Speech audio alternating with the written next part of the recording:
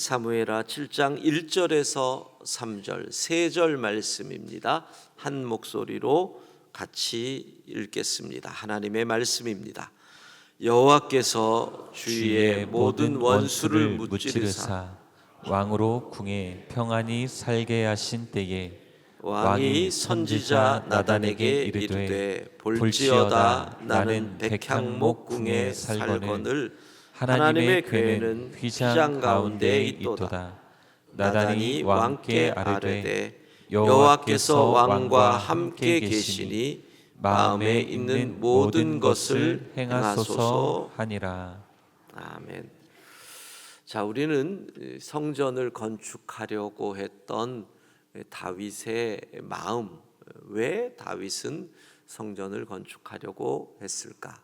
어제는 오벳 에돔의 집에서 하나님의 궤 언약궤를 옮기는 다윗의 모습을 보면서 예배자의 자세를 생각했죠. 즉 다윗은 하나님을 더 잘 예배하고 싶어서, 영과 진리로 예배하고 싶어서, 모든 이스라엘 백성들이 하나님에게 더 집중하게 만들고 싶어서 성전을 건축하고 마음이 있었던 거지요. 어제 다윗의 예배자의 자세, 힘을 다하여 기쁨으로 또 모든 이스라엘과 함께, 그런데 다윗이 온 힘을 다하여 기뻐서 춤을 추다가 자기의 몸이 드러나게 되고 그것을 본 미갈이 마음속으로 업신여겼다. 그때 어제 제가 말씀드렸던 것, 의도치 않은 실수에 대해서 미갈의 반응, 이것은 교만이었다. 하나님은 중심을 보시기 때문에 의도치 않은 실수를 한 그 다윗을 도리어 귀하게 보셨지요. 자, 그런데 예배자의 자세 가운데 어제 준비하라. 다윗은 언약궤가 갈 곳에 미리 준비하고 바닥에 다 천까지 깔아놓고, 그래서 우리가 예배를 위하여 준비하는 것이 참 중요하다.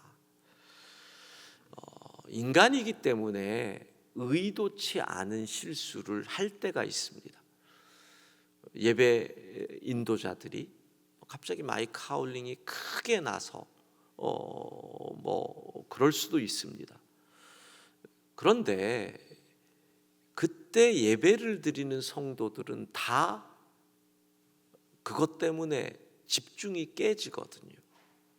그러니까 하나님은 그 중심을 보시고 실수를 품어주시지만 성도들은 예배에 대한 마음이 흔들려 버려요. 그래서 준비가 중요하다는 거예요. 우리가 준비를 완전하게 하면 의도치 않은 실수를 줄일 수 있다는 거예요. 그래서 우리의 예배가 온전해지는 거죠. 자, 즉 다윗은 하나님을 더 잘 예배하려고 성전을 건축하고 싶어 했다.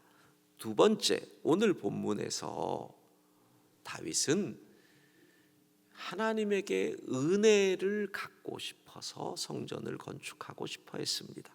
1절을 보면 다윗이 모든 원수를 무찔렀다. 임금이 됐다. 그리고 지금 평안히 살게 됐다. 궁에서. 여러분, 목동이었던 다윗이 왕이 되었습니다. 형제들 가운데서도 천덕꾸러기 취급했고 아버지도 인정해 주지 않던 다윗이 임금이 됐습니다. 사울에게 긴 세월 10년을 쫓겨다니던 다윗이 살아남아 평안해지고 원수를 무찔렀습니다. 이게 생각하면 생각할수록 하나님의 은혜거든요. 그러니까 인간은 은혜 앞에서 둘 중에 하나입니다. 결초보은이냐 배은망덕이냐. 다윗은 결초보은하고 싶었던 거지요. 자, 그래서 성전을 건축하고 싶었습니다. 근데 하나님은 아니다 그러셨어요. 그러니까 오늘 이 다윗의 마음에 대한 하나님의 반응은 아니다, 그러나 귀하다. 이게 하나님의 반응이세요. 왜 하나님은 아니라고 하셨을까요? 첫 번째로 다윗이 하나님을 잘못 알았다는 거예요.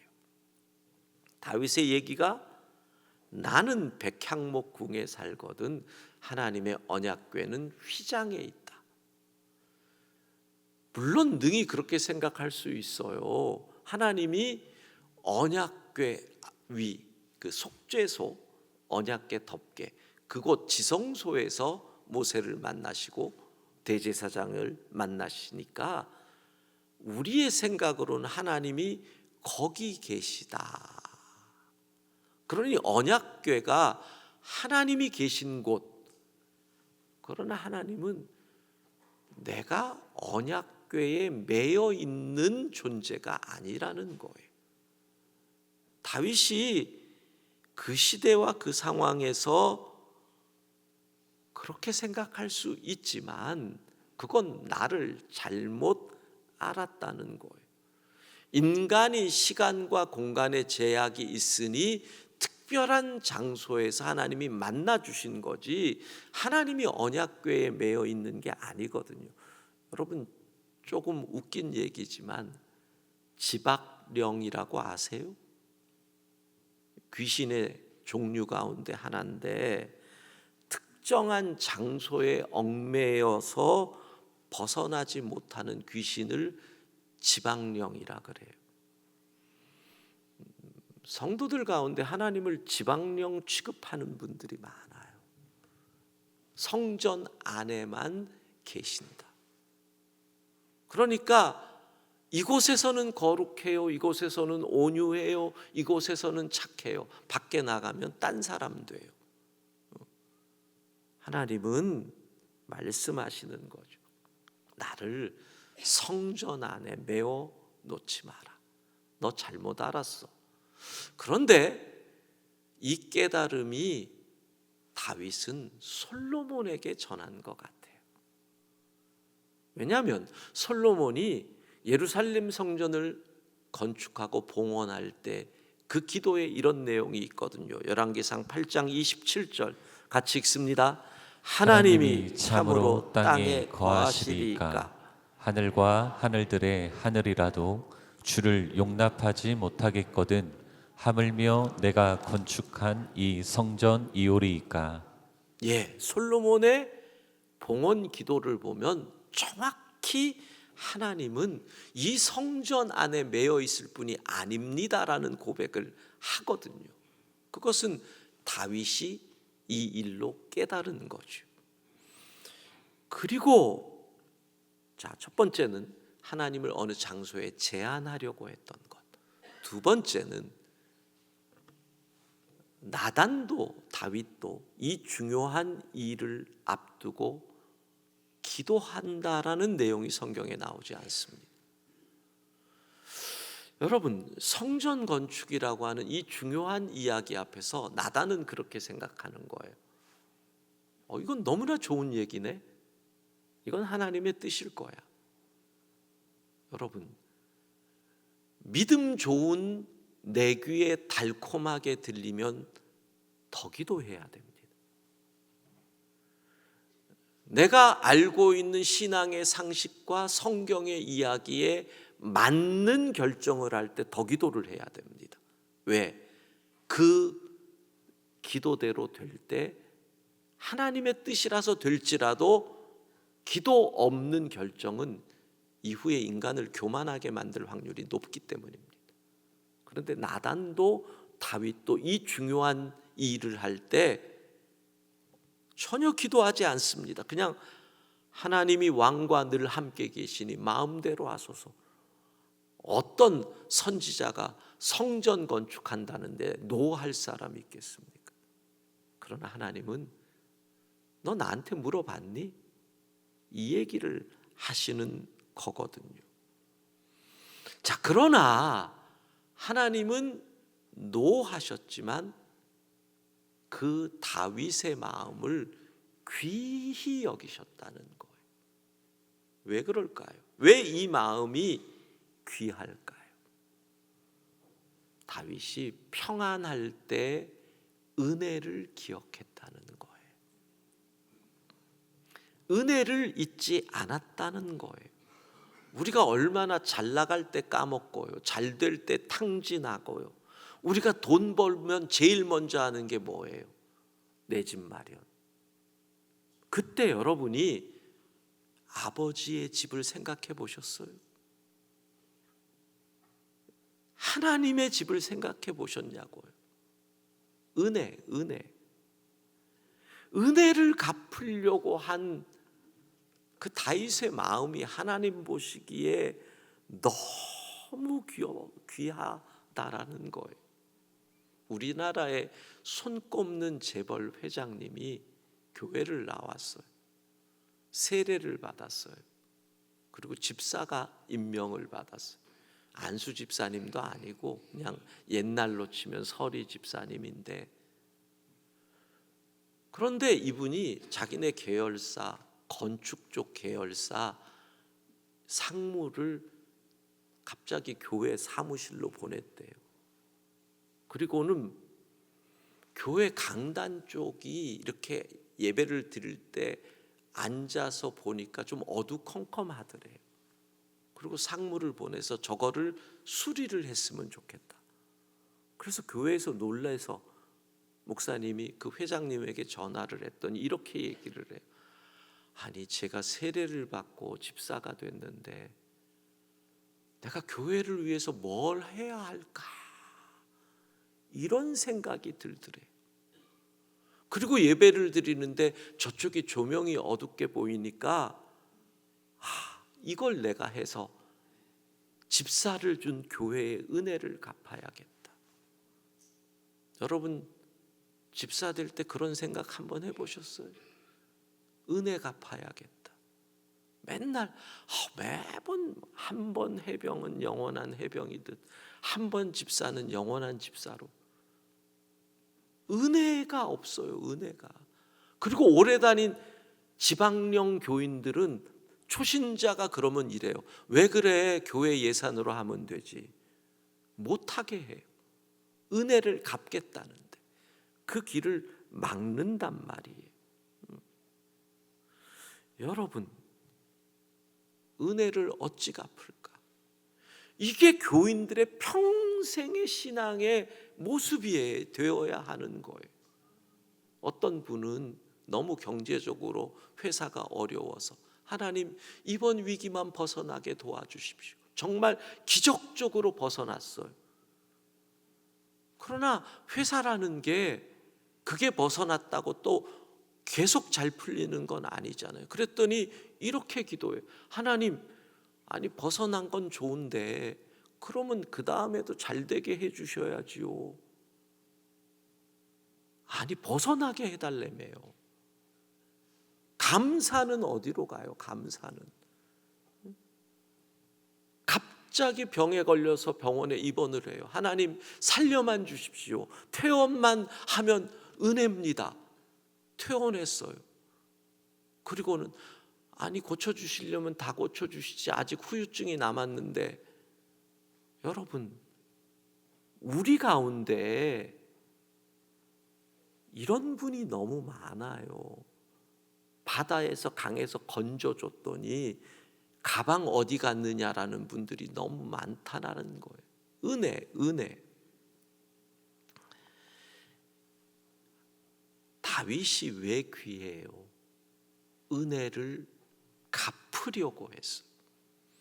자, 그리고 또 하나, 하나님의 노를 하나님이 안 된다라고 했을 때 그걸로 삐치지 않았어요. 우리 가운데는 하나님이 노하면 삐치는 사람이 무지 많아요. 그 하나님의 거절을 긍정적으로 받아들였어요. 그래. 어떻게? 그러면 나는 준비하는 자가 되면 되지. 그러니까 예루살렘 성전의 건축은 이미 다윗 때부터 시작된 거죠. 다윗은 준비하는 자가 되었으니까. 제가 늘 말씀드리잖아요. 응답받지 못한 기도는 없어요. yes, no, wait 셋 중에 하나라 그러잖아요. 늘 그러잖아요.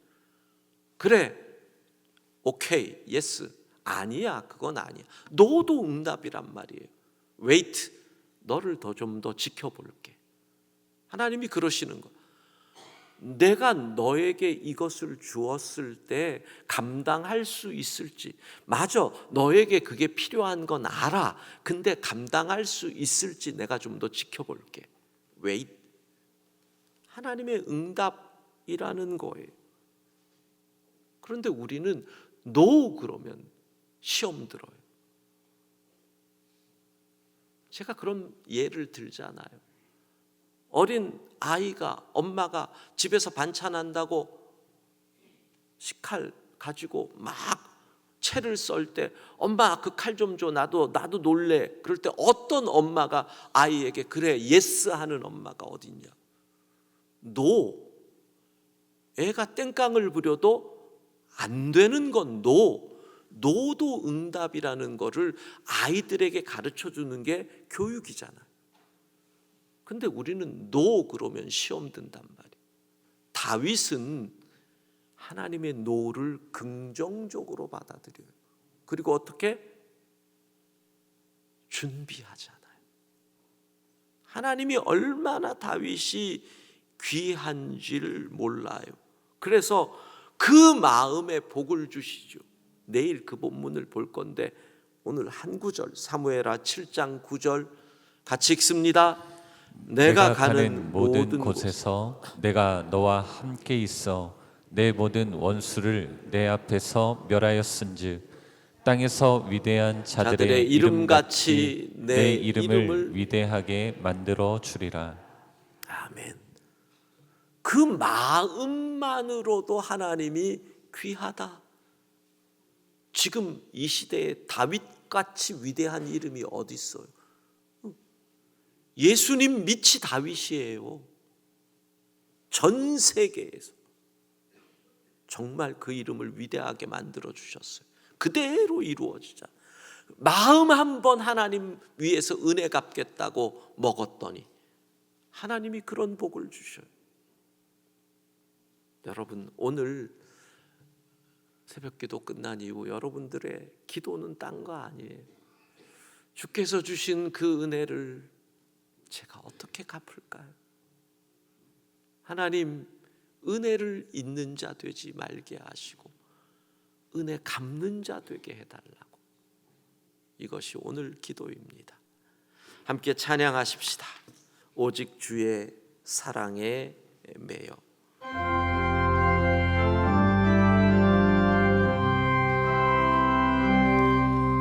오직 주의 사랑에 매여 내 영 기뻐 노래합니다. 이 소망의 언덕 기쁨의 땅에서 주께 사랑드립니다. 주께 사랑드립니다. 오직 주의 임재 안에 갇혀 주의 임재 안에 갇혀 내 영 기뻐 찬양합니다. 영 기뻐 찬양합니다. 이 소명의 언덕 거룩한 땅에서 주께 경배드립니다. 주께서 주신 모든 은혜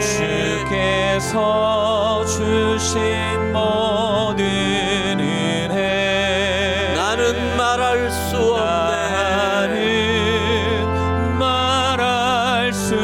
없네. 내 영혼 즐겨 즐거이 내 영혼 즐거이 주 따르렵니다. 주 따르렵니다.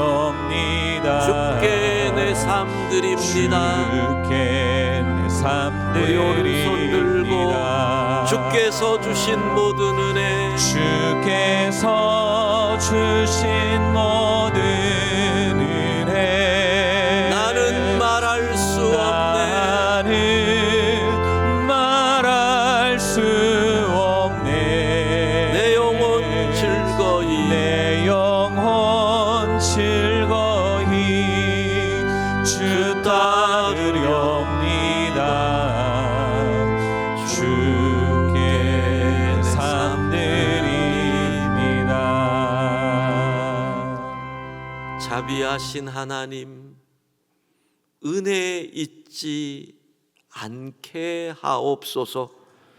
죽을 수밖에 없는 죄인인 우리를 살리셨고 하나밖에 없는 아들 예수 그리스도 십자가의 제물 삼으시고 우리를 믿음의 사람 되게 하신 그 은혜, 힘들다 외롭다 할 때 곁에서 손잡아 주시고 힘 주신 그 은혜, 우리에게 자녀를 주시고 그 자녀들과 함께 가정을 이루게 하신 그 은혜, 이 땅 살아가면서 지치고 어렵고 넘어지려고 할 때마다 우리를 격려해 주시고 함께 해 주신 그 은혜, 하나님 힘들다고 은혜 잊지 않게 하시고 어렵다고 은혜 부인하지 않게 하여 주시고 어떻게 하면 이 은혜를 갚을까? 어떻게 하면 이 은혜를 보답할까? 이것이 우리의 삶이 되게 하옵소서. 오늘도 주님의 은혜 가운데 살아가는 하루가 되게 하여 주시고 우리의 기업으로 주신 우리의 자녀들 어느 곳에서 무엇을 하든지 주님 동행하여 주옵소서. 예수님 이름으로 기도합니다. 아멘.